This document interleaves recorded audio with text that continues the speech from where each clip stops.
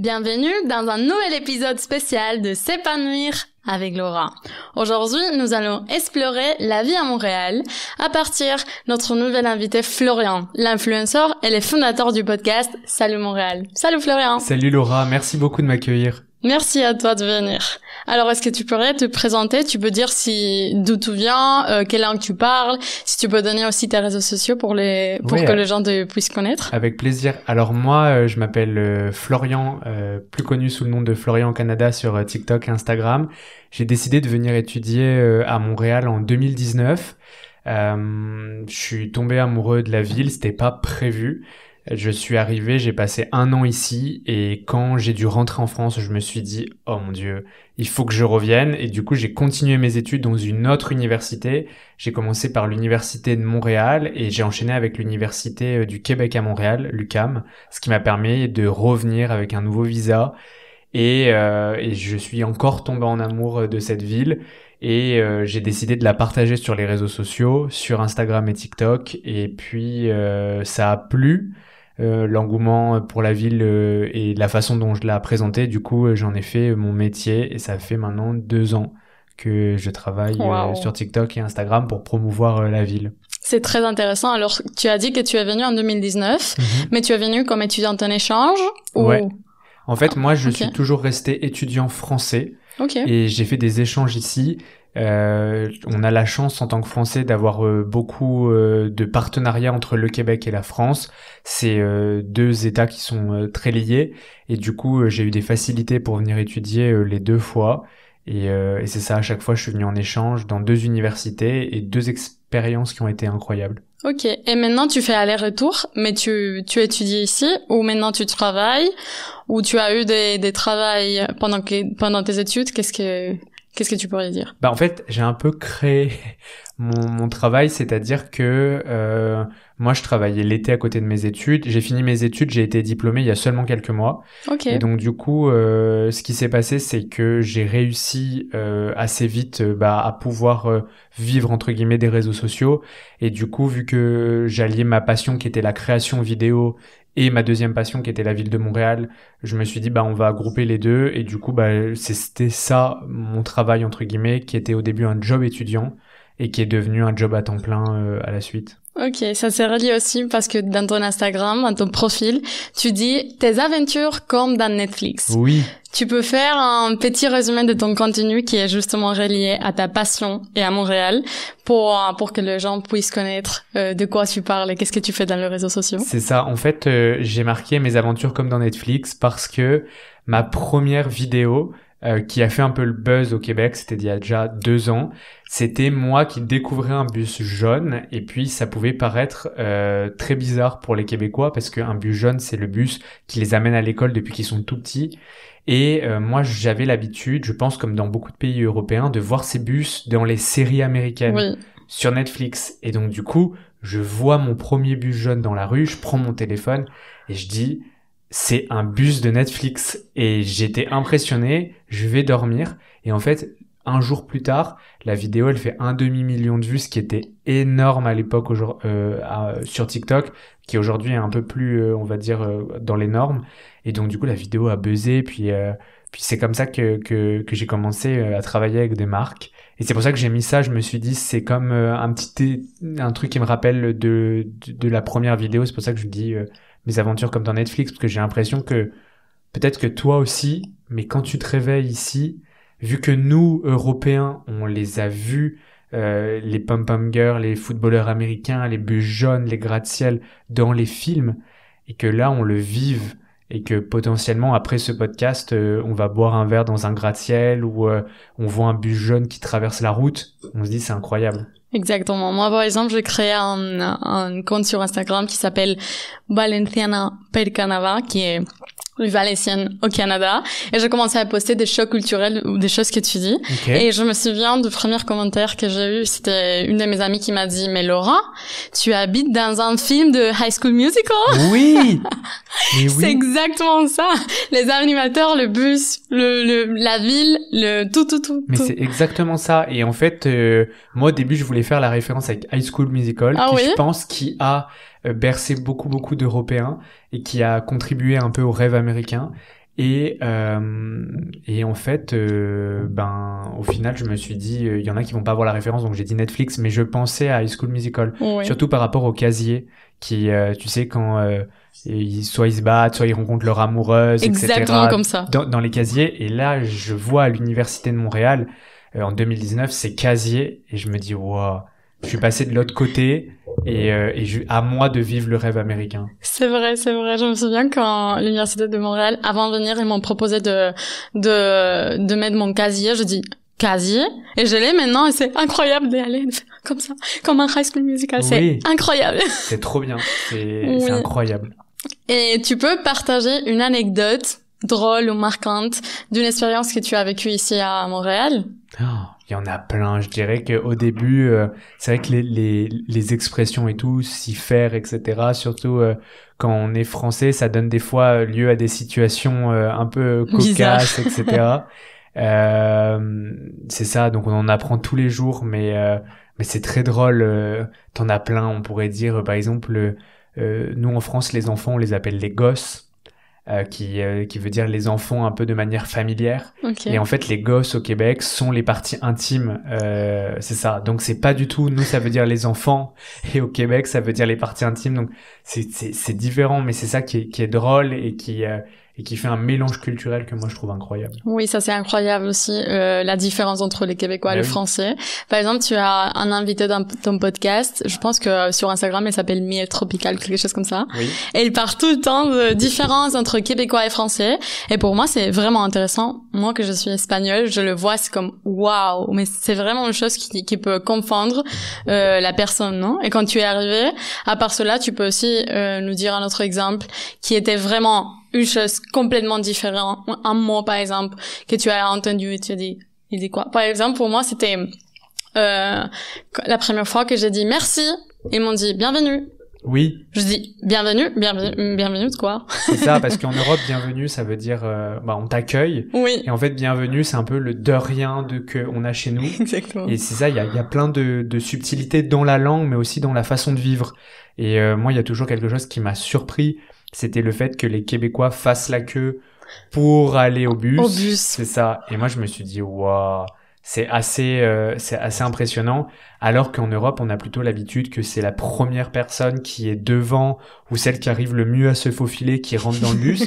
Et c'est ça, c'est très très différent. Complètement. On parle de ça aussi dans les autres épisodes de ces podcasts avec, j'invite par exemple mes amis qui sont de français, d'espagnol, etc., de personnes qui sont ici à Montréal, qui ont eu de chocs culturels comme cela, et on part toujours du fait de faire la file au bus. Parce que quand on est arrivé, c'est vrai que au début, on a pensé que le Québécois peut penser qu'on n'est pas sympa ou on n'est pas respectueux. Et c'est pas ça, c'est juste, on ne sait pas comment ça fonctionne les traditions d'ici d'attendre le bus en queue quand il pleut. C'est un peu, ouais. C'est ça. Et moi, je me rappelle d'une anecdote qui, au début, m'a fait de la peine. Et en fait, comme toi, parce que moi, j'avais l'impression que les gens pensaient qu'on n'était pas gentils, mais en fait, c'est juste qu'on n'avait pas les codes que les Québécois ont. Et je me rappelle rentrer de New York à 2h du matin. Et en fait, au moment de prendre le bus de nuit pour me ramener chez moi, en fait, on était peut-être 6 à l'arrêt à 2h du matin. Et en fait, on passe devant une dame qui, en gros, attendait le bus, mais elle n'était pas devant la porte du bus. Et en fait, en Europe, c'est où le bus arrive. Si la porte, elle est devant toi, tu rentres sans tenir compte des gens qui attendent.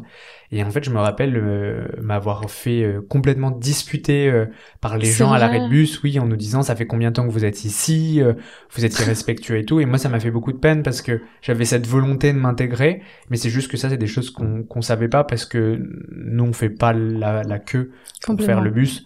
Enfin, pour aller au bus, et voilà. Mais c'est des choses qu'on apprend, qu'on améliore, etc., dans le but d'avoir les codes que les Québécois ont. Exactement. Et justement, quand on les vit, c'est quand on apprend. Si on ne les vit pas, on les apprend pas. Alors c'est très bien qu'on puisse voir Mais c'est vrai que dans ton expérience, ça a été pas bien passé. Ben oui. Si tu en dis quelque chose, moi c'est juste, je l'ai vu, c'était bizarre le premier, deuxième jour. Après je l'ai parlé avec mes amis, c'était ok, je dois attendre après la dernière personne qu'il y a. Ok.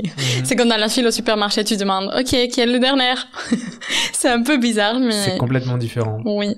Alors, tu as dit que tu es passionnée par Montréal, tu aimes beaucoup, tu es tombée amoureuse de Montréal comme moi et comme la plupart des gens et des expatriés qui sont ici. Alors, qu'est-ce que tu dirais que Montréal a différents autres villes ou à l'Europe qui attirent les gens? Tu peux dire une chose ou deux ça choses? attire? Oui.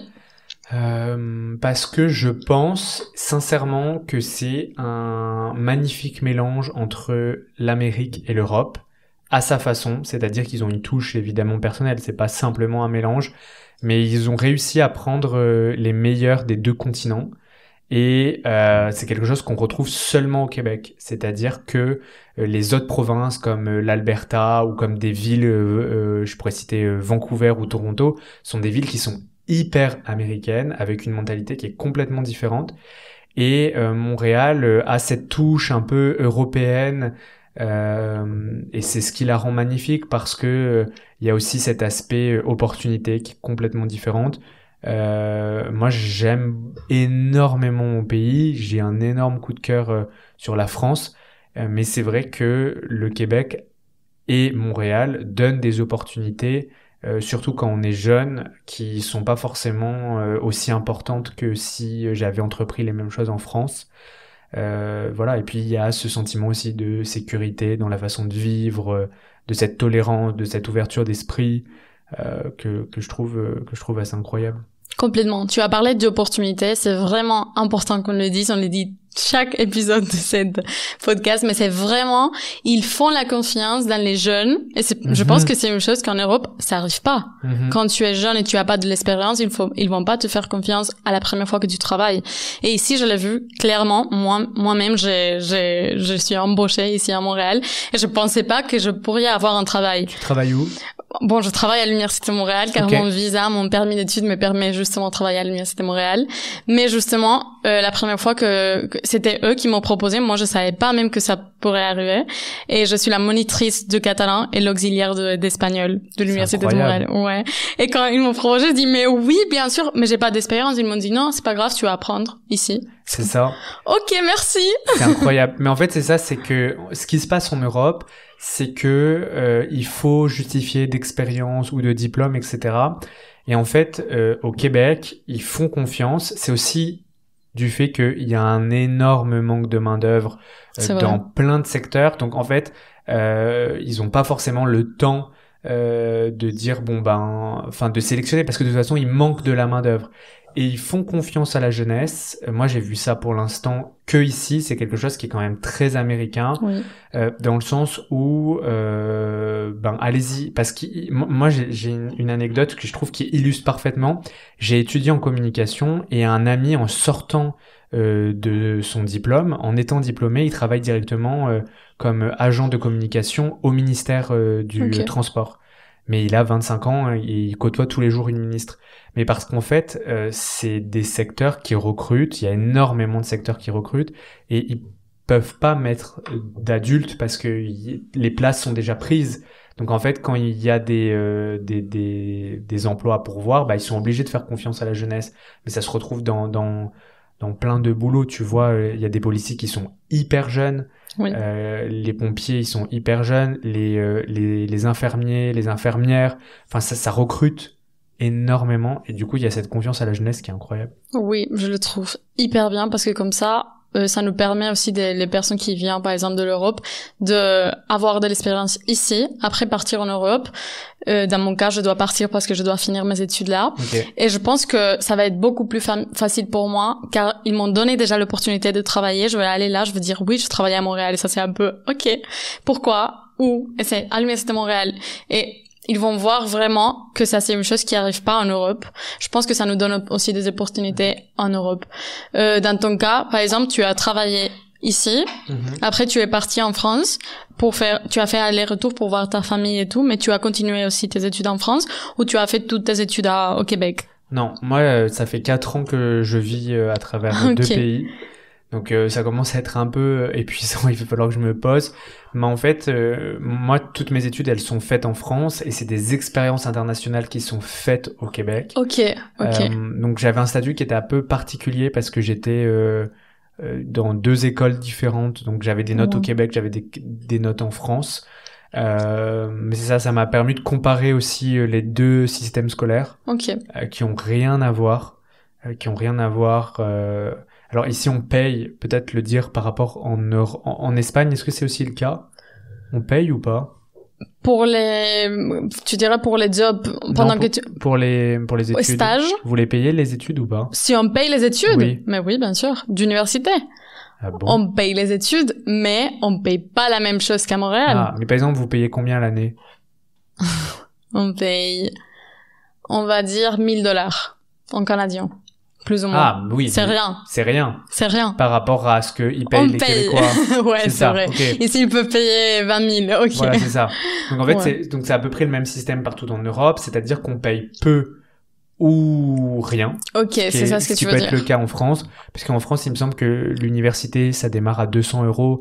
Donc, ça veut dire $400 canadiens, s'il y a des Québécois qui nous écoutent. Et voilà, et les plus grosses écoles, ça monte, mais tu peux faire des études gratuites. Ici, tout est payant, même le système éducatif public, il est payant. Mais ce qui amène quand même, quand tu es étudiant international comme toi et moi, de pouvoir étudier gratuitement dans ces universités que les Québécois payent. Pour nous, c'est gratuit parce que c'est des durées qui sont plus courtes. Et c'est un échange universitaire, c'est le but. Eux, ils accueillent des Québécois et les Québécois nous accueillent. Mais du coup, on a le système d'études, il est 10 fois mieux. Là, par exemple, on est en train d'enregistrer le podcast dans une salle d'enregistrement qui est mise à disposition par l'université avec du matériel qui est neuf. Les bâtiments dans lesquels on est, ils sont incroyables. Ils sont incroyables. J'avais fait une vidéo dessus ce bâtiment, mais il est sorti de terre il y a quelques années.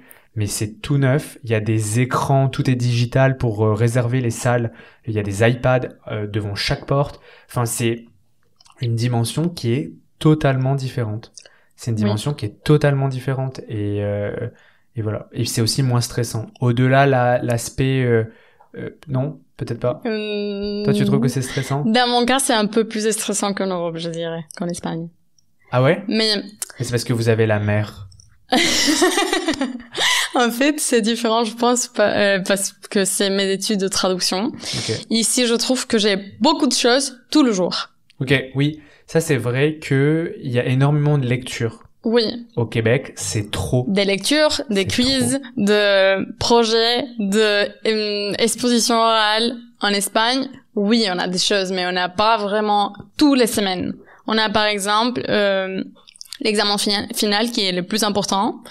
Et après, on a un projet maximum. Alors, tu fais ce que tu veux comme tu peux étudier, bien sûr, mais normalement, tu étudies à la fin. Ici, j'ai la sensation que je suis tout le temps en train d'étudier. Comme ça s'arrête pas. Okay. C'est comme, ok, c'est vrai que j'ai plus de temps, si on va dire comme ça, parce que je peux choisir mes matières, mon emploi de temps. Et par exemple, si je choisis d'aller à l'école lundi, mardi, mercredi, tout le week-end, jeudi, vendredi, j'ai rien à faire. Mais, en réalité, ces jours que j'ai rien à faire, j'ai les choses de l'université. Alors, à la fin, et oui, c'est bien parce que j'ai beaucoup plus d'indépendance et je pense que c'est plus, comment on va dire, ça a plus de bénéfices académiques ici qu'en Espagne parce qu'on fait beaucoup plus de ce qui est important. Okay. Mais, en même temps, je dirais pas que c'est moins stressant. Ça, c'est comme ça. Je dirais pas que c'est moins stressant. Pour moi, dans mon cas, dans le cas de traduction. Ok. Ouais, moi, c'est le système éducatif que je trouve qui est complètement différent dans le sens où je trouve que c'est moins... Enfin, il y a énormément de travail, mais par exemple, en France, quand on arrive en retard à un cours, on est très vite culpabilisé, t'es en retard, etc. Ici, c'est ok, ben installe-toi. Il y a même pas ce truc-là où, par exemple, en France, moi je me rappelle à l'université, on essayait des fois un peu de nous piéger en disant alors vous avez lu les passages que je vous ai demandé à lire, c'est qu'est-ce qu'il a fait le personnage principal, etc. Ça c'est vrai. Et c'est ça. Et en fait là, moi ce que j'ai apprécié, c'est que si tu lèves pas le doigt, on va pas t'interroger. En fait, il y a un respect du corps professoral et une relation qui est beaucoup plus saine entre les élèves et les profs, qui est complètement différente. C'est-à-dire qu'on veut pas piéger l'élève. S'il a des mauvaises notes, c'est pas grave. Alors qu'en France, tout était pointé du doigt. T'as pas révisé, voilà, t'as 6 et elle te rend la copie, ou des questions un peu pièges pour voir si voilà. Et on était beaucoup plus dans la confrontation, et moi ça m'a apaisé d'étudier ici, parce que en soi, des fois t'as juste pas envie de participer. Il y a des fois t'as eu un problème familial ou avec ta copine, ton copain, et en fait t'as pas eu le temps de lire les passages, t'as juste pas envie de participer, et eux ils te disent c'est ok. Complètement, ça c'est vrai. Quand je suis arrivée, j'ai vu vraiment que c'était vraiment différent la façon de donner le cours. Par exemple, je dis toujours que ça m'étonne vraiment qu'ici, ils peuvent manger pendant que le prof parle. Quoi? En Espagne, tu peux pas manger, mais c'est une manque de respect. Même quand j'étais petite, je pouvais pas boire, imagine manger. Et ici, je suis arrivée, j'ai vu des personnes qui étaient en train de manger, je me suis dit, c'est bizarre. Mais après, j'en ai vu beaucoup. Après, j'ai demandé, ils m'ont dit, non, c'est une chose qu'on peut faire. C'est ça. Manger pendant les cours. Manger. Moi, voilà. Manger, aussi avoir un bonnet et une casquette. Je sais pas comment c'est en Espagne. C'est vrai? Mais alors ça, c'est très européen. C'est très européen parce qu'en Europe, on ne peut pas porter de casquette en classe, on ne peut pas porter de bonnet, on ne peut pas boire, on ne peut pas manger pendant que le prof fait cours, ce qui nous semble complètement logique. Et en fait, au Québec, tu peux manger pendant que le prof y parle, tu peux boire ton café, etc. Et il y a une ouverture d'esprit et de tolérance qui est 10 fois plus importante ici. Et pourtant, en France, ils le faisaient pas parce qu'ils disaient oui, c'est une question de respect, etc. Et en fait, ici, ils le font et ça se passe très bien. Donc, au bout d'un moment, oui. Voilà, je trouve qu'il y a eu une évolution que eux ils ont fait et que nous, on a encore quelques années en arrière, mais Exactement. parce qu'en soi, qu'un élève il boive discrètement du café pendant le cours ou qu'il porte un bonnet ou une casquette, moi je vois pas le problème. Je vois pas le problème. Exactement. Pour moi, ça m'a étonné, mais c'était pas une chose que je pensais que c'était négatif. C'était justement que ma culture était pas comme ça. Mais quand je l'ai vu vraiment, toutes les choses le respect entre le prof, l'élève, la relation plus ou moins, la nourriture en cours, je me suis dit, mais c'est vraiment bien. On est libre, on est indépendante et ça c'est vraiment, je pense que c'est incroyable. Alors, au-delà des études, si je te demande, par exemple, je suis une étudiante qui est en train de penser où faire son Erasmus ou son échange, qu'est-ce que tu dirais pour me convaincre de venir à Montréal? Au-delà des études, comme pas des choses académiques comme on a déjà dit. Ok. Qu'est-ce qu'il y a à la ville? C'est bien l'été, un peu moins l'hiver. Non, en vrai, la ville, elle est incroyable en tout temps. C'est-à-dire que moi, j'étais persuadé que l'hiver, c'est un des gros points noirs que, à chaque fois que les gens parlent de Montréal, ils disent l'hiver, il fait froid, etc. Mais oui. Moi, je trouve que ça reste acceptable. Et en fait, c'est comme si tu vas au ski avec une veste en jean. Évidemment que tu vas avoir froid. Et en fait, il y a pas, pour moi, il fait pas froid. Il y a juste des gens qui sont mal équipés. C'est-à-dire que si t'as les bonnes chaussures, si t'as la bonne doudoune, etc., il fait pas froid. Il fait pas froid, c'est juste que t'as du mauvais équipement si t'as froid. Et puis, moi, j'avais cette vision qu'on a souvent en Europe, quand il fait froid, les gens, ils restent chez eux, etc. Le problème, c'est qu'au Québec, il fait froid pendant tellement de mois, entre guillemets, il neige pendant tellement de mois, c'est plutôt ça qu'il faut dire, que il y a des activités tout au long de l'hiver. C'est-à-dire que pendant 4 mois, tu restes pas cloîtré chez toi. Parce que déjà, il faut avoir conscience qu'à Montréal, il y a une ville souterraine. Donc, c'est-à-dire que tu peux aller au sport, que tu peux aller au cinéma, que tu peux aller faire les magasins en plein hiver depuis le métro. Donc, en fait, une fois que tu es dans le métro, tu sors plus parce que tu as des couloirs qui te permettent d'aller vers ces installations-là. Et puis, tu as la ville qui fait un travail formidable d'activités pendant l'hiver, que ce soit des festivals, que ce soit des activités culturelles et qui permettent à tout le monde de faire des activités. Tu as des luges qui sont gratuites. T'as tout ça, et donc du coup non, Montréal pendant l'hiver ça vit, et donc du coup il y a cet aspect là qui est incroyable. Et la question pour te répondre, qu'est-ce qui au-delà de l'université est incroyable à Montréal? Je dirais l'employabilité si tu veux rester. Ok. C'est oufissime, les opportunités quand t'es jeune, je trouve qu'il y a une certaine mentalité et l'ouverture d'esprit. Complètement. C'est-à-dire que d'un point de vue, d'un point de vue, comment on pourrait dire, religieux, les gens s'en foutent. Tu peux être de toute religion, il y a Oui. une tolérance, une bienveillance. D'un point de vue sexualité, les gens, ils s'en foutent. Les Québécois sont les Québécois sont très ouverts, et ouverts. Donc, ouais, je trouve que c'est une safe place. Complètement. C'est une safe place. Ça résume Montréal. Montréal, c'est une safe place dans tout. Travail, études, relations amoureuses, tout. J'aime bien ce que tu as dit. Parce que quand je suis arrivée, par exemple, ça, on peut le voir avec les vêtements. Quand je suis arrivée, je me suis rendu compte que les gens s'en foutent de comment quand tu es vêtu. En Espagne, c'est plus, tu entres au métro et les gens sont un peu comme ça. Hein, cette fille. Ouais, Ici, c'est un peu, tu fais ce que tu veux, je vais pas te juger, c'est bien. Mais à 100%, et les Québécois se foutent de comment ils sont habillés, et c'est tellement cool. Moi, je vais faire mes courses en pyjama. C'est vrai? Mais oui, les gens, ils s'en foutent. Je venais avant, tu sais, moi, j'étais dans une école privée en France. Oui. Donc, je m'habillais de façon... Vraiment... ouais. Donc, vraiment chemise, bien. pull, tu sais, pantalon joli, etc. Et en fait, ici, je suis en jogging H24. J'ai fait un effort parce que je venais à ton podcast. Mais sinon, on s'en fout. On s'en fout complètement. Tu peux être en claquettes chaussettes à l'université, ils s'en foutent. Et en fait, ils ont compris un truc, les Québécois, c'est que ce qui compte, c'est ce que t'as à l'intérieur, c'est pas de comment t'es habillé. Et on s'en fout. Et souvent, moi, je me rappelle à l'université, les gens faisaient des réflexions. Regarde comment il s'est habillé, il a mis 2 fois le même pull, ou il vient en claquettes, etc. Mais qu'est-ce qu'on s'en fout, parce qu'en soi, la personne, ça se trouve, elle a des meilleures notes que toi. Elle va aller étudier aux États-Unis. Elle a découvert elle a eu une bourse au mérite. On s'en fout de comment on est habillé. Je dirais aussi que ça, c'est la mentalité, la meilleure chose qui a le Québec, l'ouverture d'esprit et surtout le safe space. On va le résumer comme ça. C'est ça. Mais c'est vrai qu'on parle souvent des choses positives et je voudrais aussi dire quelque chose de négatif. Tu as dit que pour toi, le froid, c'est pas une chose négative. Pour moi, ça, c'est une chose négative parce que je suis trop frileuse. Même en Espagne. Ah ouais? Ouais, même en Espagne. T'as froid? Même à Valence, j'ai froid. En hiver. Ouais. Alors, qu'est-ce qui est arrivé? Ici, je pense que les gens me disent que cette année, j'ai pas vécu l'hiver québécois. Non, parce que il a fait chaud. Pour moi, c'est chaud. C'était vraiment froid. Ah bon? Ouais. En même temps, il fait très chaud en Espagne, non? Oui. C'est pas comme ici. Maintenant, en Espagne, on peut être à 25 degrés. Ici, c'est maximum 0 ou 5 ou 6 ou 10. Et, je me souviens de l'époque où il faisait, je pense que c'était décembre, où il faisait moins 15, presque tout le jour, moins 18. J'étais vraiment déprimée. Je commençais à prendre des vitamines et tout parce que je pensais que je pourrais pas vivre ici comme... Non, mais il faut prendre des vitamines. Oui, j'ai commencé. J'ai commencé en novembre parce que je savais que j'allais.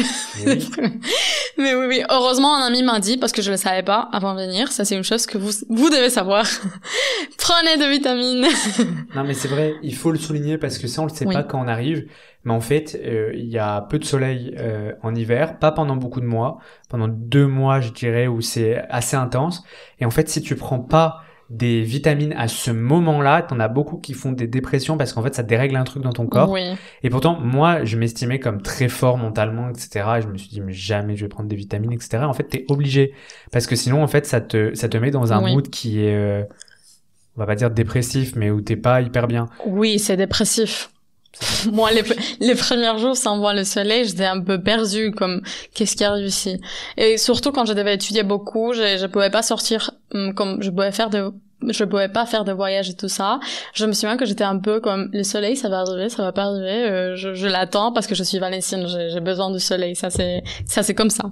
Alors, tu pourrais me dire une chose, tout simplement une chose que tu aimes pas ou que une chose qui t'aime trop de l'Europe, de l'Italie ou de France que tu as pas ici. Par exemple, je te donne un exemple si c'est trop difficile pour toi. Pour moi, c'est la nourriture. OK? Ici, il y a 2 choses que je peux pas manger. Comme quoi?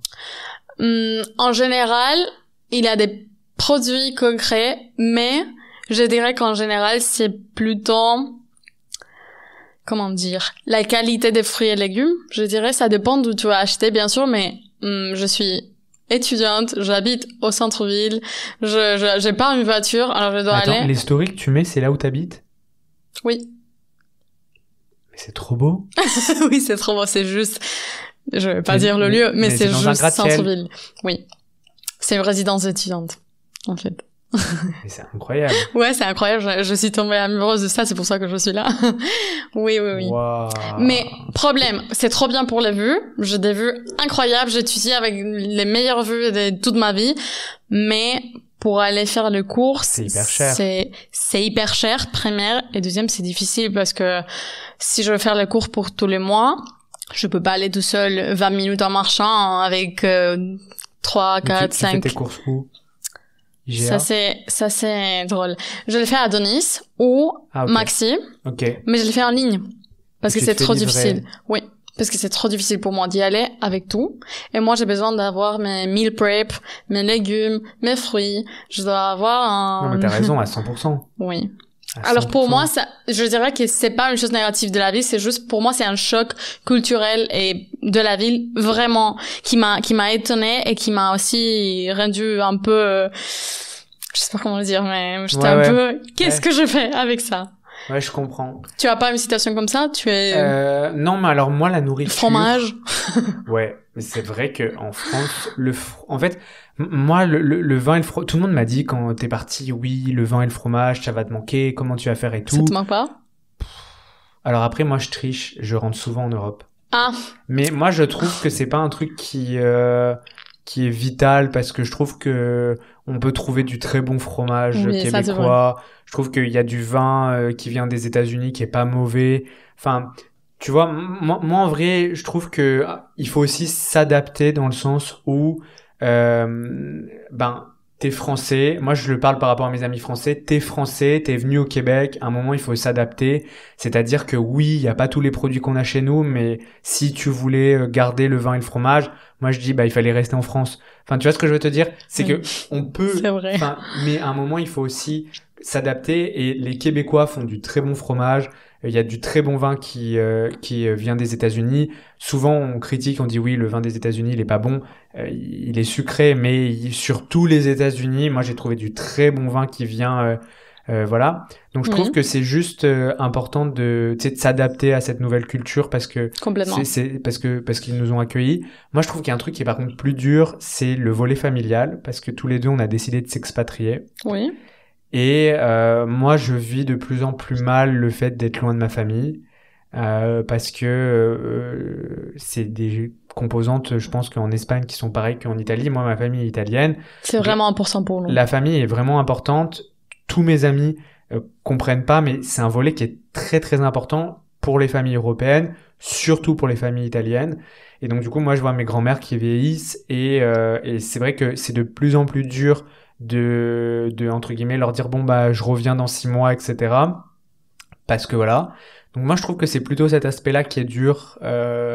Mais c'est vrai, j'en parlais avec ma coloc. S'il y avait pas ce volet familial, je pense que ça fait longtemps que j'aurais déménagé complètement ici. Waouh. Ouais, parce que je trouve que ici, je trouve l'architecture pas incroyable par rapport à ce qu'on a en Europe, si on joue la comparaison. Ouais. Mais la mentalité est incroyable et les opportunités sont 10 fois mieux. Le volet sécuritaire, il est vraiment, vraiment, vraiment bon par rapport à ce que j'ai connu en France. Donc c'est sûr que si ma famille, elle décide de tous venir à Montréal, moi ça me dérange pas de plus trop être en France, tu vois. Alors, à part la partie de ta famille, tu dirais que les choses positives sont un non et les choses négatives, c'est... Mais c'est ça, en fait, si j'enlève la composante familiale... Tu pourrais vivre ici. C'est ça, si j'enlève la composante familiale, tu vis 10 fois mieux à Montréal. Au bout d'un moment, il faut arrêter. Pourquoi les gens ils repartent en France? Parce qu'il y a le volet familial. Oui. Mais t'es 10 fois mieux ici. T'as le volet sécuritaire, t'as le volet opportunité. C'est incroyable. Alors oui, il fait froid, oui, l'architecture, c'est pas incroyable. Oui, des fois, tu peux avoir des petits manques de nourriture, ça c'est vrai. Mais c'est pas des choses qui vont changer. C'est ça. C'est juste parce que le volet familial, il est important pour moi et quand moi je mets mes plus et mes moins, c'est important. Mais voilà, t'es trop bien ici. T'es trop bien. T'es dans une ville, elle est internationale. Enfin, moi j'adore. Regarde, t'as une université qui nous met gratuitement à disposition un super studio. Ce soir, on peut aller faire la fête dans les gratte-ciel. Ce week-end, je peux aller à New York pour $60. Donc oui, c'est incroyable, c'est incroyable. Et en plus, je pense que si je me projette et je me dis qu'à un moment j'ai des enfants, je pense que mes enfants ils seront mieux au Canada niveau mentalité et sécurité que si j'élève mes enfants en France. Et moi, ça me fait énormément de peine de dire ça parce que j'aime énormément mon pays, mais à un moment c'est vrai, il y a moins de risques si j'ai une fille qu'elle se fasse agresser quand elle est jeune adolescente à Montréal que dans les rues de Marseille. Et voilà, et je pense que c'est 10 fois mieux. S'ils choisissent même une autre religion ou si mon fils me dit que il aime aussi les garçons, c'est 10 fois mieux ici Complètement. que en France. Donc au bout d'un moment, c'est ça. Complètement. C'est incroyable ce que tu dis. J'aime trop parce que c'est exactement ça ce que j'écoutais dans le podcast avant de venir à Montréal. C'est comme, j'ai trop envie d'y aller et maintenant je peux dire que je vois pourquoi vous êtes tombé amoureux de Montréal, parce que je suis aussi tombée amoureux de Montréal. Alors, quel conseil tu pourrais donner à ceux qui envisagent de s'installer à Montréal en termes d'intégration et adaptation à la vie quotidienne, par exemple? Comme conseil, moi je pense qu'il faut se renseigner. Ok. Pourquoi? Parce que je pense qu'il faut se renseigner pour comprendre la culture québécoise. Oui. Et éviter d'arriver de dire je vais tout comparer. Bon, alors venant de moi qui fait des vidéos comparaison France-Canada, voilà. Mais bon, moi je le fais. Mais négativement, tu le fais pas. C'est ça. Non, mais je pense que sens. c'est ça. Je pense qu'il faut pas faut éviter de comparer en disant ça c'est moins bien, ça c'est mieux, etc. Parce que en fait, c'est différent. C'est un pays qui est complètement différent. C'est comme si j'arrive en Russie, je dis oui, bah la liberté de la presse, c'est pas top. Je vais vous apprendre ce que c'est. C'est complètement différent. Il y a pas la même histoire. Il y a voilà. Donc je pense que c'est hyper important de s'intéresser à la culture québécoise avant de venir, de comprendre leur histoire, de comprendre comment ils fonctionnent, etc. pour être ici et être plus accepté rapidement. Et je pense qu'il faut aussi, même si au début c'est rassurant, moi je l'ai fait, c'est-à-dire s'entourer de Français, de personnes qui nous ressemblent. Je trouve que c'est bien un moment de s'ouvrir et de se dire, ok, je vais aller parler à des Québécois. Et voilà, et je dis pas que c'est simple parce que bah souvent eux, vu qu'ils sont nés ici, ils ont déjà leur groupe et tu peux difficilement intégrer des groupes québécois, c'est dur, mais ça se fait. J'ai plein d'amis qui l'ont fait, je l'ai fait aussi. C'est juste que c'est quelque chose qui prend plusieurs mois, voire plusieurs années. Mais je pense que c'est hyper important à un moment de s'enlever progressivement cette étiquette d'immigré ou d'expatrié et de se dire ok, bah maintenant je vis au Québec et je vais devenir québécois et de s'adapter. Donc ouais, il faut s'intéresser à de la culture et je pense qu'il faut étudier ça. Complètement. Moi, je pense que j'aurais aimé recevoir ces types de conseils avant de venir parce que je suis la première que je suis arrivée et je comparais tout. C'est ça. Et j'étais un peu, oui, ça, c'est ça. Mais quand j'ai vu vraiment ce que tu dis, c'est une chose différente. Tu peux pas comparer ce qu'il n'y a pas de comparable. C'est ça, puis tu vois, en fait, tu compares souvent par rapport à ce que nous on vit en Europe, puis tu vois, bon, je sais pas si ça s'est vu à la caméra, mais moi aussi, tu sais, je faisais un peu genre, ouais, mais ils ont un accent et tout. Mais en fait, non, c'est nous qui avons un accent. Tu vois, et c'est plein de trucs comme ça, parce qu'en fait, on compare comme si l'Europe était la norme, et on arrivait, on disait, ouais, bon, bah ça, enfin, votre vin, il est pas top, hein, et votre fromage, bon, un peu cher. Ok, mais c'est pas, tu vois, donc, c'est ça. Et en fait, c'est plutôt ça, c'est s'intéresser à la culture pour s'y intégrer plus rapidement. Et justement, on devrait faire de Québécois. On devrait avoir la mentalité des Québécois pour ne pas juger. On juge pas vraiment, mais on compare dès notre perspective. Ouais. On doit aussi ouvrir l'esprit et voir vraiment qu'il y a des choses différentes qui sont pas mauvaises. C'est juste, il y a une autre culture. On est dans un autre continent. Qu'est-ce qu'on s'attend? Non, c'est vrai. Et aussi, tu as mentionné le fait d'arriver et de faire des amis qui sont locaux, qui sont pas de français ou dans mon cas espagnol. Mais moi, ça m'est arrivé différemment parce que quand je suis arrivée, je voulais vraiment, mon but ici, c'est apprendre le français. Alors, quand je suis arrivée, c'était vraiment, je veux être avec des gens qui parlent français, je vais pas être avec des Espagnols parce que j'ai trop des Espagnols en Espagne. Pourquoi je vais être ici une année pour après avoir un groupe d'Espagnols? Alors, je me suis dit, je vais faire des amis en français. Okay. Et ça, c'était incroyable. Je pense que c'est la meilleure chose que je fais. C'est vrai qu'il y a un point où tu as besoin d'un peu de ta culture. Non, mais ça, c'est certain. C'est pour ça que c'est impossible à 100% de se dire, bon, bah, j'arrive, je vais parler qu'à des Québécois ou à des Français dans ton cas. Parce qu'à un moment, t'as besoin d'Espagnol. Pourquoi? Parce que c'est eux qui comprennent ce que tu vis. Et puis ils ont les mêmes comment ça s'appelle, ils ont vécu dans le même pays, donc ils comprennent les choses, mêmes traditions, les mêmes cultures. Exactement ça. Tradition et culture, hein, c'est aussi important d'avoir des personnes qui comprennent ça. Donc voilà, l'idée, c'est pas d'arriver de dire bon bah je suis plus du tout espagnol, je suis plus du tout français, je vais être qu'avec des Québécois, pas du tout. C'est juste rester ouvert au peuple qui nous accueille, mais voilà, conserver un, deux, trois, plusieurs amis qui sont aussi de notre pays, parce que eux ils comprennent ce qu'on a vécu. Et des fois quand ça va pas, c'est cool de pouvoir compter sur des gens qui ont les mêmes références que toi, etc. Donc c'est ça. Et dans mon cas, dans ma langue maternelle aussi, il y a des fois que je le pense. Au début, j'étais trop oui, français, québécois, mais il y a un point où tu veux aussi raconter ta vie dans ta langue maternelle. Et je me souviens que je commençais à faire des amis en catalan aussi, de la Catalogne, de Valence, de îles Baléares, parce que j'avais besoin vraiment de ces parties de je veux voir ce que tu penses de ça, parce que je le pense aussi. Et quand je les ai eus, j'ai obtenu à faire l'équilibre entre mes amis francophones, québécois, français, n'importe quoi, belges, entre mes amis espagnols ou qui parlent catalan, parce que dans ces cas-là, c'est vraiment ma langue maternelle. Alors oui, ça a été un peu dur au début, mais maintenant j'ai vu vraiment c'est quoi l'équilibre pour moi. Et de la même façon qu'au début c'était difficile, le froid et s'habituer à une autre nouvelle ville et vie aussi. Maintenant, je peux dire vraiment que je suis hyper contente d'avoir choisi ces destinations. Alors, oui. J'ai juste une question. Oui, dis-moi. Parce que moi, j'adore la géopolitique. Ok. Et en fait, plusieurs fois, tu dis, oui, mes amis de Catalogne.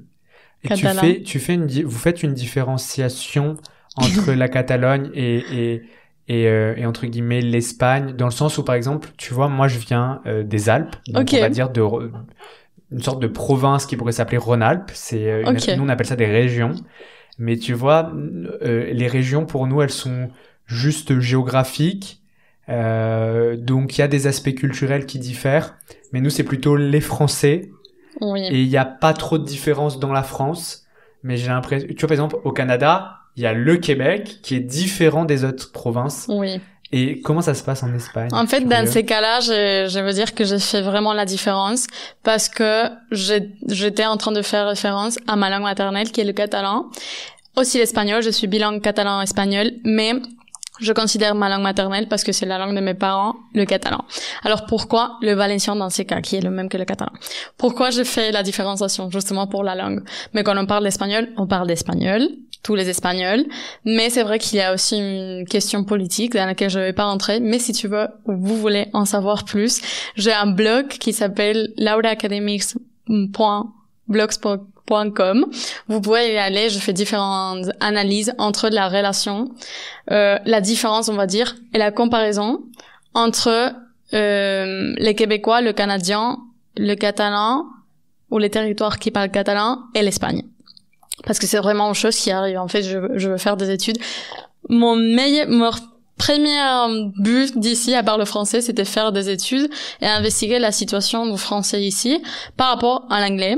Alors, comment il se sent en étant québécois dans un pays qui parle pas le français. Alors, ta langue maternelle, c'est mon cas aussi. Ma langue maternelle, le valencien, le catalan.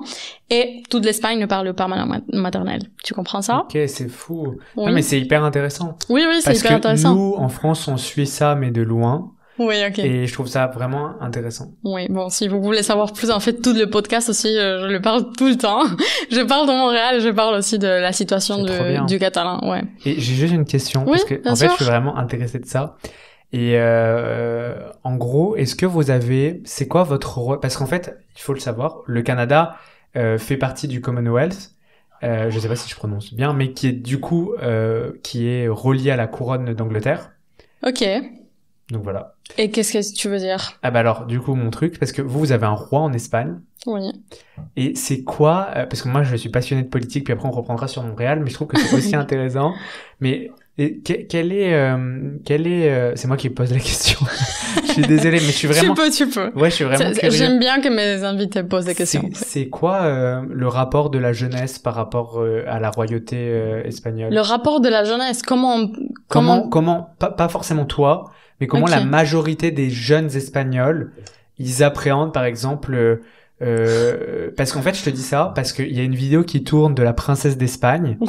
Je sais pas si elle a tourné aussi en Espagne, mais où il y a des militaires qui passent devant le roi et la reine, et tout le monde se retourne quand il y a un militaire qui la regarde. Vous l'avez eu cette vidéo ou pas? Oui, je pense, oui. On a vu beaucoup de vidéos comme ça. C'est ça. Et donc du coup, nous, tout le monde a pris conscience qu'il y avait un roi et une reine et une princesse en Espagne, alors qu'avant, on n'en parlait pas trop. Ok. Et en fait, nous, on est...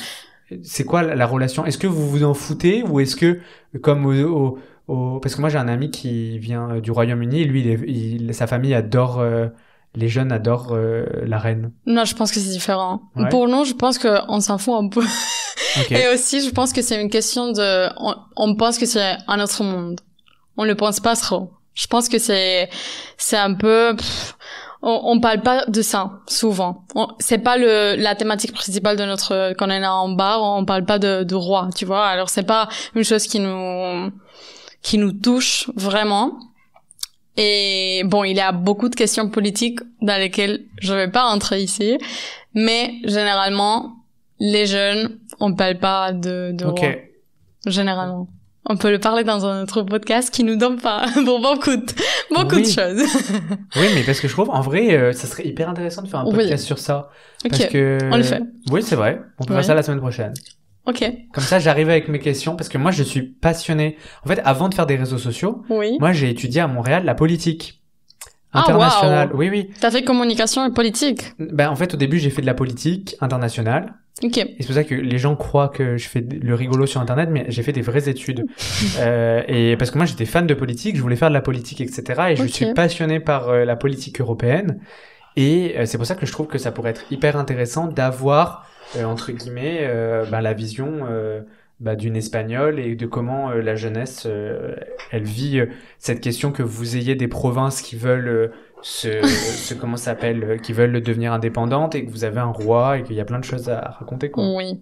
Maintenant, la thématique de l'indépendance est vraiment comme ça. Comme ici au Québec, j'imagine, c'est un peu la même situation de ça fait longtemps au Québec et ça fait longtemps en Catalogne. Mais c'est pas mon cas, je suis pas de Catalogne, je suis de Valence et je veux pas parler de l'indépendance de Catalogne dans mon podcast. Okay. C'est pas que je veux pas te reprendre, c'est juste, je pense que c'est une chose vraiment politique et Non, mais tout à fait. Et... C'est pas forcément ton avis, c'était juste pour, comme pour avoir quelque chose de plus global. Alors, je te donne mais on pourra le faire dans un autre bien podcast avec sûr. grand plaisir. Bien sûr. Alors, en revenant à la question québécoise, et surtout, je voulais parler de ça parce que dans presque tous les TikTok que tu fais, TikTok ou Instagram ou Reels, whatever, tu parles tout le temps de la mentalité des Québécoises est incroyable.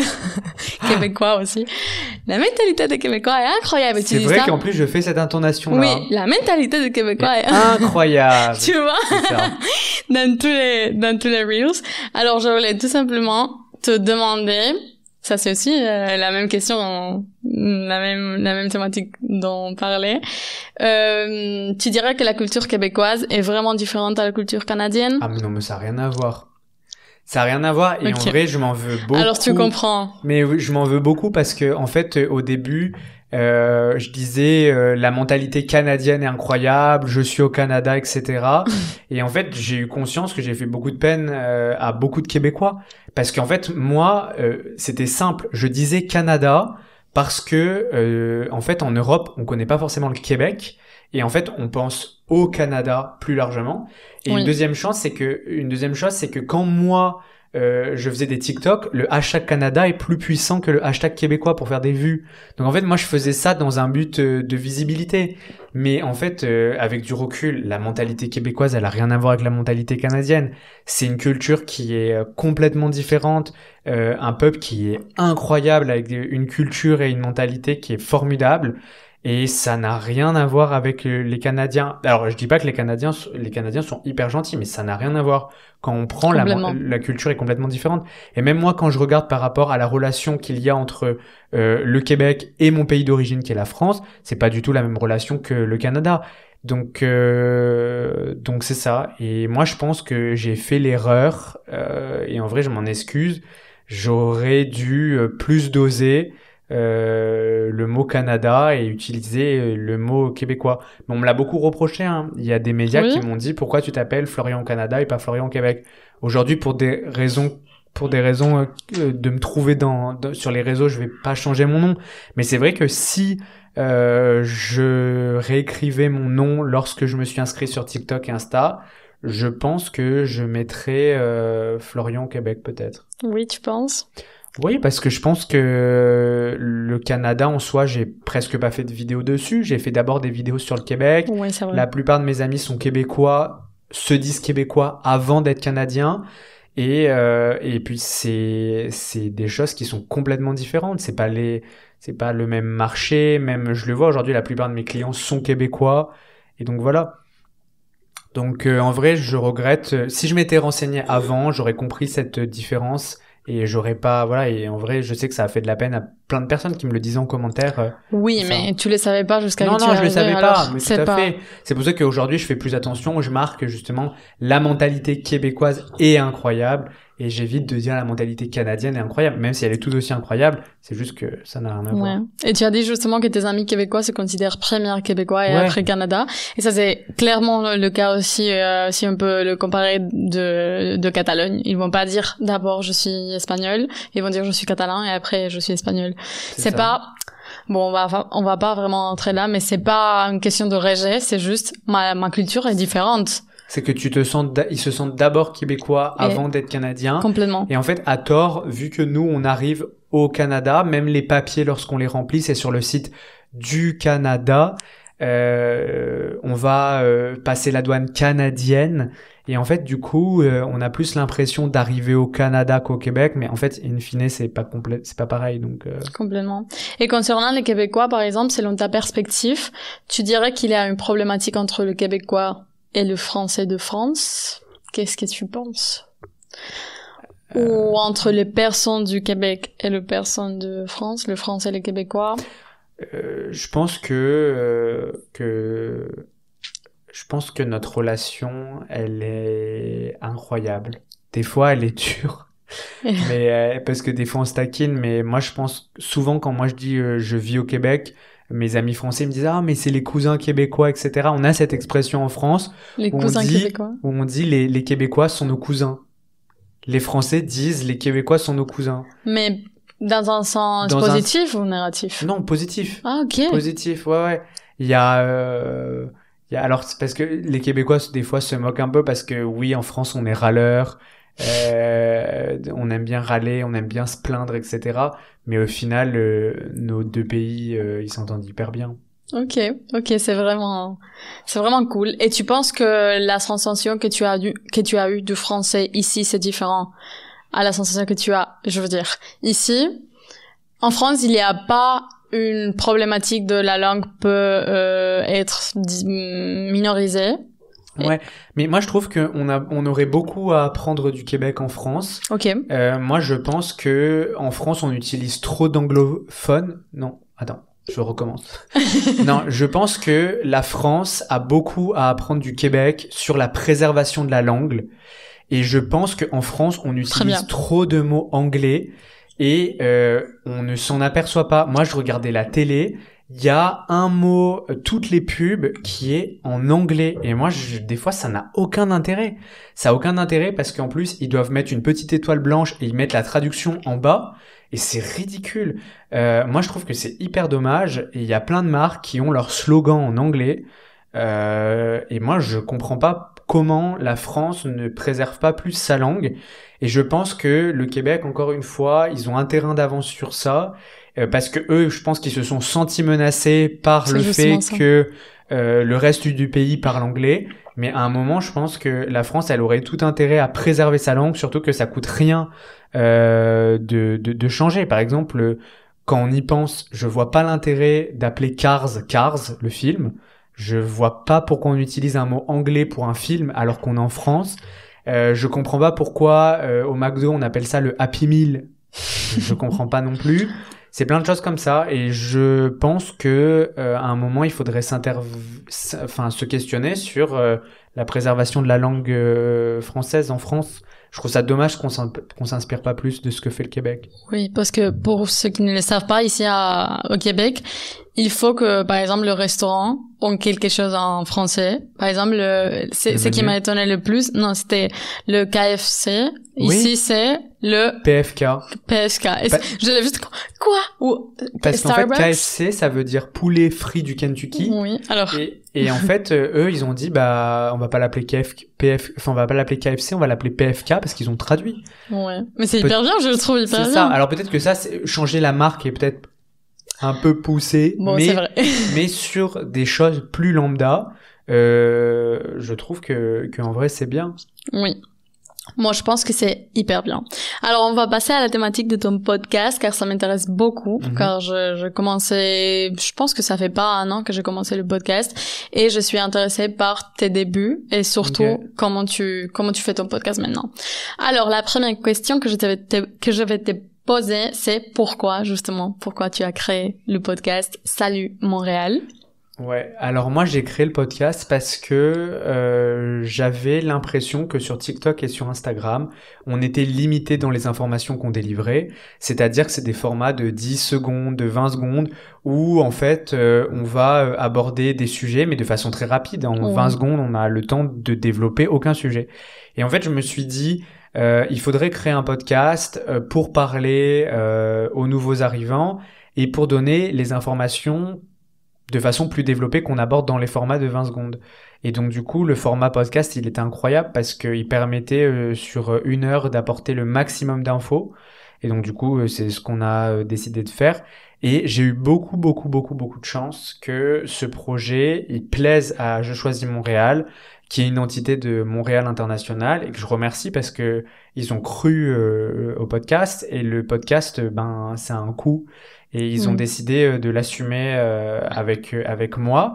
Et donc du coup, on a monté ce podcast Salut Montréal, qui aujourd'hui est premier sur les nouveaux arrivants francophones au Québec, grâce à eux. Donc c'est ça, c'est ce qu'on a décidé de faire, et de délivrer le maximum d'informations aux nouveaux arrivants. Complètement. Moi, dans ma perspective, dans mon cas personnel, ça m'a aidé beaucoup. Je me souviens avant de choisir la destination, parce que j'étais... Montréal, Salut Montréal? Vraiment? Je t'ai dit, quand on s'est connus, tu m'as dit, tu m'écoutes de l'Espagne? Oui, mais ça arrive à moi. Comment mon podcast, il a atterri en Espagne? Je sais pas comment, mais je me souviens de voir je pense que c'était un reel d'Instagram de ton compte. Et j'ai vu quelque chose, podcast.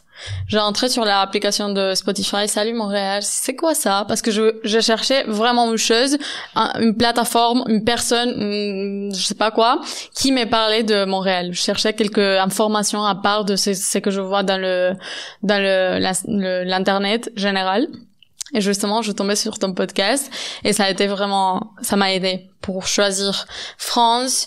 Dans ces cas-là, j'avais beaucoup de destinations, mais France, les principales, France, Québec, et j'ai décidé Montréal en partie parce que tu parlais de la mentalité québécoise. Mais oui. Je suis ému en vrai. Je suis ému en vrai parce que j'avais pas conscience. C'est pour ça que ça m'a impressionné quand t'es venu m'en parler à la soirée de Je choisis Montréal. J'avais pas conscience que ce que l'on produisait jusqu'en Espagne. C'est bizarre. Et en plus, j'ai pas mon téléphone, mais tout à l'heure j'ai reçu le message d'une fille qui me disait merci beaucoup pour les vidéos que tu fais et tout. J'ai eu mes papiers, j'arrive au Canada, etc. Wow. Et en fait, on n'a pas forcément l'impression quand on crée du contenu qu'il y ait vraiment des gens qui nous écoutent et qui nous regardent.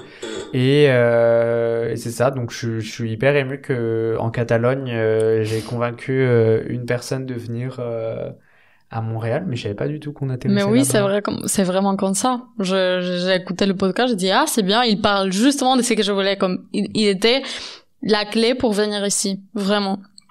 Beaucoup de choses aussi. Mais ça m'a aidé pour connaître justement toutes les choses que tu as dit qu'il faut connaître avant de venir.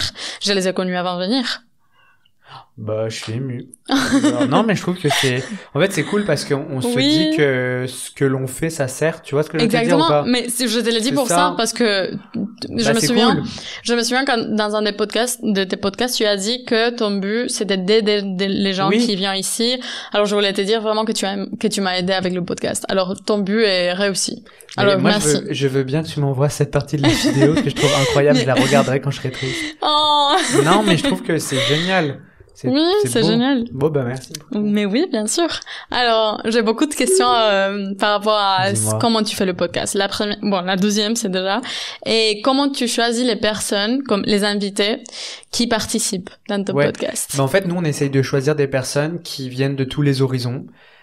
Encore tout à l'heure, avant de venir au podcast, je contactais un chef cuisinier qui a gagné une émission de télé pour lui proposer de venir, entre guillemets, partager son expérience. Alors, pour que le podcast soit connu et pour que le podcast il résonne auprès de beaucoup de personnes, on a cherché à un moment de s'entourer de personnes qui avaient une communauté. Ça nous a permis de faire grandir le podcast et d'arriver numéro 1 sur les nouveaux arrivants francophones au Québec. Donc c'est ça. Mais on essaye de faire participer des étudiants, des personnes qui travaillent, des personnes qui viennent d'Afrique, des personnes qui viennent d'Europe, des personnes qui vivent leur foi musulmane à Montréal pour montrer que c'est possible, des gens qui montrent leur foi juive, chrétienne, catholique, protestante. On essaye de donner aussi la parole à des infirmières, à des cuisiniers, mais aussi à des boulots qui sont liés à des professions, on va dire, plus intellectuelles. Enfin, en fait, on essaye de donner la parole à tout le monde. À tout le monde, pour que toutes les personnes qui veulent venir à Montréal ou qui sont à Montréal puissent s'identifier. C'est très bien. C'est ça. C'est très très bien. J'aime trop ta réponse. Bon, et comment tu prépares les entretiens? Très mal. Très très mal. Je l'attendais pas. Tout le temps à la dernière minute. C'est vrai? Tout le temps à la dernière minute, mais je suis horrible. Tu me fais beaucoup? Ah, mais c'est une catastrophe. En plus, moi, la plupart je devrais même pas le dire, mais la plupart des... Safe space. Non, mais je devrais même pas dire que je prépare très mal mes interviews parce que, en fait, la plupart des podcasts, ils sont en plus sponsorisés par des commanditaires, donc les gens, ils payent, mais moi, je fais tout à la dernière minute, c'est-à-dire que, en fait, je prépare le podcast, mais les questions, je les prépare 2-3 heures avant. Parce qu'en fait je fais tout à la dernière minute et voilà. Mais en fait j'ai la chance aussi, ce qui est cool, c'est que je connais souvent les invités, donc il y a une relation, on va dire, qui est cool. C'est pas stressant. Et c'est-à-dire que les questions, elles viennent un peu naturellement, etc. Et puis, des fois, je demande un peu à ma communauté, je vais recevoir telle personne, est-ce que vous avez des questions à lui poser, etc. Mais, oui, j'essaye de plus avoir une conversation comme on a tous les deux, et c'est pour ça que je trouve l'expérience incroyable, plus que genre question-réponse, etc. Ça fait quelque chose de plus naturel. Et c'est ce que j'essaye de faire pour que ça soit le plus agréable à écouter, quoi. Oui, en fait, c'est exactement ça. Mon but quand j'ai créé le podcast, chaque invité qui participait dans mon podcast, je lui disais, il faut pas que tu sois nerveux, on parle comme des amis. Imagine qu'il y a une bière ici, on est dans un bar, il faut pas que tu penses qu'on est en train d'enregistrer. C'est vraiment, j'enregistre parce que j'aime bien. Je dis toujours que les personnes que j'invite au podcast sont vraiment des personnes qui m'ont donné quelque chose de positif dans ma vie ou qui m'ont marqué. Alors, j'aime vraiment, d'ici 10 ans, avoir l'opportunité de m'écouter et de les écouter pour voir vraiment pourquoi ils ont eu cette partie spéciale ou importante ou whatever de ma vie. Tu vois? Alors, c'était vraiment pour ça. Et c'est pour ça que je dis toujours, il faut pas que tu te sens enregistré. On est entre amis. Mais non, mais oui, exactement. Tout à fait. Ouais. J'adore. Oui. Et à part cela, est-ce que tu pourrais nous raconter une anecdote drôle de ton podcast? C'est sûr que, par exemple, moi, j'aime trop faire le making of. C'est qui arrive avant d'enregistrer. Parce que ici, par exemple, dans cette salle, c'était trop drôle quand j'ai une invitée. Il faut qu'il passe 1 heure, 2 heures avant d'enregistrer. On fait beaucoup de choses. On parle, on rit, on fait ASMR comme tu as fait avant. Parce que chaque personne... Je vais en faire noix de coco. Noix de coco. Ok. Chaque personne qui entre ici doit le faire. En fait, on a le son dans les oreilles et du coup, on s'entend. Ça, c'est incroyable. Ouais, j'ai une anecdote que j'adore. En fait, quand on tourne, des fois, ça a des horaires qui sont un peu bizarres parce que bah, la personne, des fois, elle travaille ou des fois, elle a d'autres activités. Ok. Et la dernière fois, on a tourné avec Rémi qui est rentré de soirée. Il était un peu bleu, c'est-à-dire que ouais. Et en fait, il avait envie de vomir pendant tout le podcast. Et en fait, c'était drôle, mais je pense que pour lui, Pour lui, non. pour lui, pas beaucoup. En plus, c'était un podcast qu'on pouvait pas louper parce que c'était un podcast qui était sponsorisé par une app de rencontre. Et en fait, alors après, ça va parce que ils sont vraiment hyper cool. Genre, t'as des marques avec lesquelles tu travailles et c'est assez incroyable. Ils ont une mentalité qui est hyper jeune. Donc voilà, et on l'a dit pendant le podcast, mais il nous a fait rire parce Ouais. qu'il est arrivé de soirée. Il était vraiment pas bien, il avait vomi toute la nuit. Et il me dit, mais là, il y a une chance sur deux pour que je quitte le plateau pendant l'enregistrement et que j'aille vomir. Et du coup, il nous dit ça pendant le truc. Au début, on a dit, on va couper et tout, puis finalement, on l'a laissé. Mais ouais, c'est ça, c'est drôle parce que je trouve que on capture un moment de vie dans la journée qui est 1 heure, mais il y a toute l'histoire qu'il y a derrière. Tu vois, par exemple, si toi, t'étais pas venu à la soirée qui était organisée par Je choisis Montréal, On n'était pas ici. On on serait serait pas pas ici. ici, mais on serait pas ici 6 mois plus tard. Donc je trouve que c'est ça. Moi, c'est ce que je trouve beau, tu sais, dans les médias et tout, c'est que tu fais des belles rencontres. Complètement. Pas tout le temps, mais souvent. Oh, ici, on a une confession. Il a un invité qui a pas pu Florian. Ah ouais, non mais moi, il y a des influenceurs avec qui j'ai tourné le podcast et qu'aujourd'hui on se parle plus. C'est vrai? Ben oui. Tu peux On pas se dire parle plus. un prénom. Non, je vais pas te dire parce que je vais vraiment avoir Non, des non, problèmes. non, il faut pas. Mais il y a des personnes qui ont participé à mon podcast et on se parle plus. Waouh. Ouais. Et on se parle plus et parce qu'on avait des désaccords sur des trucs et tout et voilà. Ok. Et tu as dit que tu collabores avec beaucoup de marques. Comment tu réussis Oui. Comment je réussis à à avoir les marques? Comment à avoir les les trouver? C'est toi qui dis je veux faire une collaboration avec toi ou ils te disent est-ce que tu veux collaborer avec moi? Pourquoi tu veux? Je rigole parce que moi, quand il y a une marque qui me contacte, je ne les lâche pas après. Et en gros, j'arrive avec des projets tous les mois. Et je me dis, mais il y a des marques qui doivent en avoir ras-le-bol. Ils doivent en avoir ras-le-bol. Mais par exemple, il y a une marque qui était l'une des premières. C'était Ok. l'application de rencontre Fruits qui m'avait proposé de collaborer Ok. avec eux en 2020. Donc dites-vous, on est en 2024, je collabore toujours avec eux. Et en fait, je me dis, mais comment ils en ont pas marre de moi? Genre, je leur envoie des mails tous les 6 mois. C'est Je leur vrai. propose un nouveau projet. Je leur dis, je vais vous monter une campagne d'influence. Après, je leur disais, je vais vous monter un podcast, etc. À chaque fois, ils me disaient oui. Et en fait, à chaque fois, j'en parlais avec ma mère. Je dis, mais à un moment, ils vont me dire, Florian, tu commences à nous saouler, à nous proposer des trucs et tout. Et en fait, c'est ça. Moi, je pense que en fait, il y a une phrase que je veux dire qui Oui. est, faut aller chercher le oui. On a déjà le non. Et en fait, en mode, les marques, je vais les voir. Je leur dis, bah, j'ai ça à vous proposer. Au pire, ils me disent non, mais de toute façon, on travaille déjà pas ensemble, donc c'est pas très grave. Et au pire, des fois, t'as des belles surprises et t'as des marques qui nous disent oui.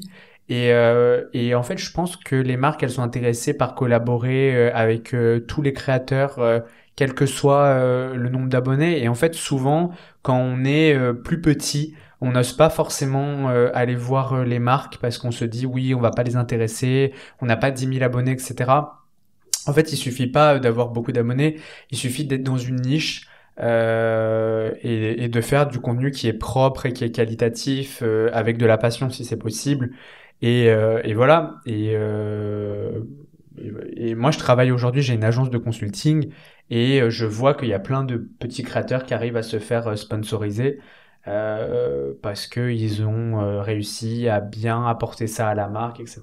C'est trop bien. J'aime trop ce que tu as dit de le nom, on l'a déjà. Mais le nom, on l'a déjà, donc à un moment, le oui, il faut aller le chercher. Et puis de toute façon, si la personne, elle vous dit pas oui maintenant, elle peut vous dire oui plus tard. Moi, il y a plein de marques. Complètement. Ah oui, Ah mais oui, il y a plein de marques qui ont pas voulu collaborer avec moi au début et qui ont collaboré après. Donc, et c'est pas parce que la personne, elle vous dit non maintenant que ça veut pas dire qu'elle vous dira oui après. Parce que ça se trouve, ben leur budget, il est fini et que ils auront du budget l'année prochaine. Ça se trouve, bah pour l'instant vous correspondez pas à leur cible de clientèle, mais ça se trouve vous allez correspondre dans 2 mois. Donc Moi, je pense qu'on vit qu'une fois. Il faut arrêter de se poser des questions. Faut Oui. y aller. Moi, je démarque des marques que je pensais même pas qu'ils allaient ouvrir mes messages. Moi, je vais voir C'est tout le vrai. monde. Genre, des fois, je défonce les portes et des fois, bah, on me referme la porte. Mais voilà, à un moment, il faut y aller. Tu vois, j'ai envoyé un mail la semaine dernière à Air Transat. Genre, ça fait 4 ans que je voyage avec eux. Et je me suis dit, bah, je vais leur proposer une Pourquoi pas? collaboration, tu vois. Et en fait, le monsieur de la com, il a dit, bah, on analyse. Mais ça se trouve, il va me dire non. Bah, ça se trouve, il me dira oui. Imagine. Mais voilà, mais au pire, j'ai perdu. Je pense que pendant 8 heures, j'ai travaillé sur la proposition que je leur ai fait. Et au pire, ils me disent non, et c'est pas grave. C'est pas grave. Tu Ouais. vois, Justement, il faut y aller. il faut y aller. Justement, les meilleures choses qui m'ont arrivé dans ma vie, je pense que c'est parce que Le culot. j'ai eu dans ma tête, j'ai déjà le nom, je vais pour le oui, comme Mais oui. je vais essayer et s'ils me disent non, bon, c'est pas grave, la vie continue. Mais la vie continue, puis ça veut pas dire que ton idée, elle est nulle. Ça veut juste dire que eux, ils matchent pas avec ton idée. Et honnêtement, moi, il y a des marques, ils m'ont dit, on va pas faire ça. Et puis finalement, bah, c'est notre marque qui a pris. Et bah, tant pis pour les premiers. Non, mais enfin, tu vois ce que je veux dire. Et des fois, ton idée, elle est vraiment nulle. Des fois, moi, j'ai des idées, ça marche pas. Genre, il y a des trucs, ça marche pas. Mais c'est pas grave, t'essayes, tu vois. Mais c'est comme ça que tu apprends. Mais oui, mais surtout, c'est trop nul de vivre avec des regrets. Moi, je veux juste dire un truc parce que moi, au début, quand j'ai commencé les réseaux sociaux, Oui. on m'a dit t'es gênant et t'arriveras jamais à en vivre. Bah conclusion, aujourd'hui j'arrive à en vivre et en plus de ça, ces mêmes personnes, elles viennent me voir, elles me disent oui, on pourra avoir des places pour aller voir tel festival et tout quand je suis en collaboration. Et en fait les gens en fait c'est gênant jusqu'à ce que ça marche. C'est-à-dire que je fais toujours les mêmes vidéos qu'il y a 4 ans, sauf que pourquoi c'est plus gênant? Parce que bah il y a des gens qui regardent et du coup j'ai une légitimité entre guillemets. Mais les gens me disaient oui, t'es gênant, etc. Wow. Pareil, quand j'ai lancé mon podcast, je me rappelle que j'avais mis toutes mes économies dans l'achat du matériel. J'avais dépensé $3000. Ouais. Et on m'a dit, mais c'est nul, ton podcast. Enfin, c'est pas nul, mais Florian, les $3000, t'aurais dû en faire autre chose. Enfin voilà, c'est beaucoup d'achats, etc. Mais oui, mais le truc, c'est que déjà, je touche du bois et par chance, ça a marché. Mais au pire, ça Wow. marcherait pas. Et bah c'est pas grave, j'aurais testé. Parce qu'en fait, pour me réveiller tous les jours et me dire, j'aurais vu tous les gens qui font des podcasts et moi j'aurais pas eu mon podcast, j'aurais regretté. Donc à un moment, enfin faut y aller. Et oui, des fois, moi j'ai sur des projets, j'ai perdu de l'argent et c'est pas Wow. grave. Au moins je regrette pas. Ouais, ça c'est vrai. Et tu parles tout le temps de le début et maintenant. Tu dirais combien de temps tu penses que t'es passé de que tu as commencé à que tu as eu beaucoup de followers, comme les marques ont fait la confiance Ouais. sur toi? Moi je pense que ça fait 1 an que je gagne plus d'abonnés. Ok. Je stagne sur TikTok, mais Et tu as commencé, ça fait 4 ans, tu avais dit? ouais, ça fait 4 ans. Mais en fait, il y a un truc qui est hyper important. Il y a Antotran, qui est un créateur au Québec, qui dit l'importance, c'est pas de faire beaucoup de vues, c'est d'avoir une régularité. Et en fait, c'est le plus important. C'est-à-dire que moi, je connais des créateurs qui ont 400 000 abonnés, ils ne gagnent pas d'argent. Parce que soit leur contenu il est pas bon, soit leur contenu il est pas régulier, soit ils sont pas politiquement corrects, et du coup les marques ils travaillent pas avec eux. Et moi je pense que c'est mieux d'avoir 100 000 abonnés, de faire du contenu qui est régulier, et là tu vas pouvoir aller chercher des marques et les marques vont venir à toi. Et c'est surtout le plus important, c'est de faire du contenu où tu donnes de ta personne. C'est important que les gens ils te voient, que tu te confies, que tu sois honnête. Et moi j'ai réussi à gagner mes premières collaborations, je pense, 3 mois après avoir commencé. Mais C'est trop parce bien. que il y a des vidéos qui ont beaucoup marché. Ok. En fait, ça a un peu fait le buzz et du coup, ça a augmenté comme ça. Mais du coup, c'est ça. Mais je pense que voilà, il y a des comptes, ils mettent 1 an à monter. Et je pense que c'est pas une histoire d'abonnés. C'est sûr que les abonnés, ça aide, mais je pense qu'une fois que tu t'approches des 7000, 6000, tu peux commencer à démarcher des entreprises. Très bien. Très bien réponse. Ok, alors la réponse finale pour finir ces podcasts, c'est quels sont tes projets ou aspirations pour l'avenir de ton podcast et de ta carrière à Montréal? Et si tu veux rester ici, parce que tu as dit au début que tu as besoin de rester dans un lieu, ou bien en France, ou ici à Montréal, qu'est-ce que tu dirais? J'imagine que tu as pas une réponse claire, mais plus ou moins. C'est une bonne question. Je pense que même moi, j'ai pas la réponse aujourd'hui. Parce que c'est très dur en vrai, c'est très dur. En fait, c'est un peu la réflexion pourquoi je suis revenu, parce que je me pose la question de où est-ce que je veux habiter. Et en vrai, c'est très dur parce que comme on en a parlé tout à l'heure, nous, on n'est pas nés ici, donc moi, ma famille, elle est en Europe, elle est en France, elle est en Italie. Si tu veux t'intégrer au maximum, est-ce qu'un jour tu arriveras à être complètement québécois? Je sais pas. Je sais pas. Il faut pas que tu... Ouais, je pense non, que c'est bien et c'est complètement... Ouais, je pense que pour normal. une fois, tu vois, je me dis, je verrai. Et toi, tu veux faire quoi? Après tes études? Parce que tu retournes faire tes études en Moi, Catalogne. je dois retourner 100% à Valence. Et après? Pour faire... Après? Et après? En fait, je sais pas. Je vais voir parce que je voulais faire mon master en France. Mais maintenant, je suis pas sûre. Je vais voir ce qui m'intéresse, par rapport à la profession que je veux avoir au futur. S'il m'intéresse un master qui est en Espagne, je reste en Espagne. S'il m'intéresse un master qui est en France, je reste en France. S'il m'intéresse un master qui est à Montréal, je reste à Montréal. Mais tu te verrais poursuivre à Montréal? Tu penses? Non, je sais pas. En fait, je sais pas. C'est plus dur, hein. C'est plus le fait de la famille et mes amis et ma vie est là. Alors c'est un peu quitter tout ce que j'ai là pour rester ici. Je pense qu'on devrait faire un podcast ensemble sur une thématique qui est celle de l'expatriation. Oui. Parce que moi, c'est un sujet qui me touche beaucoup parce que je le trouve très intéressant. Je trouve que, tu sais, avec l'Union européenne, oui. Tu sais, on a la possibilité d'aller faire des études à l'étranger. C'est incroyable parce que du coup, on s'ouvre à d'autres cultures. Exemple, si tu serais pas venu ici, on se serait jamais rencontrés et moi, j'aurais jamais eu, on va dire, d'amis espagnols. Tu vois ce que je veux te dire? Parce que je serais resté en France, j'aurais eu des amis français, etc. Et là, je trouve ça trop cool parce que on s'ouvre à d'autres cultures, tu vois. Et surtout, depuis l'Union européenne, tu vois, moi, je peux savoir ce qui se passe via toi de l'Espagne, comment la jeunesse, elle réagit par rapport aux thématiques qu'on a abordées. Mais c'est dur aussi parce que, en fait, on est à travers deux pays.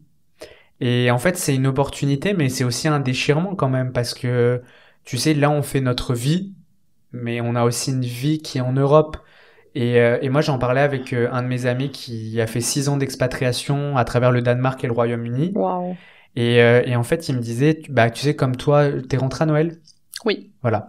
On rentre souvent et du coup, on se pose pas vraiment. Et je trouve que c'est un truc qui est incroyable au début, l'expatriation, puis ça amène des problématiques où il faut se poser, tu vois. Et nous, on fait plein d'allers-retours entre l'Espagne, toi, et Montréal, etc. Et donc, du coup, c'est compliqué.